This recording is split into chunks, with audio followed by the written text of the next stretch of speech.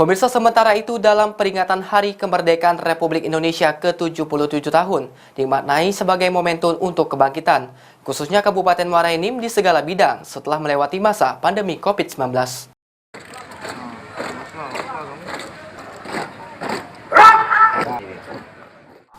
Upacara bendera peringatan Hari Kemerdekaan Republik Indonesia ke-77 dipimpin langsung oleh PJ Bupati Muara Enim di Lapangan Merdeka dan diikuti Forkopimda Muara Enim serta pelajar maupun elemen masyarakat.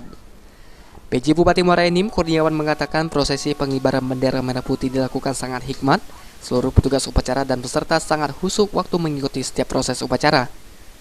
Dengan memperingati Hari Kemerdekaan dimaknai sebagai momentum kebangkitan Kabupaten Muara Enim, terutama pada sektor ekonomi dan sektor pembangunan. Melaksanakan upacara peringatan kemerdekaan RI yang ke-77. 77 tahun kita sudah merdeka, yang motonya hari ini yaitu pulih lebih cepat, bangkit lebih kuat.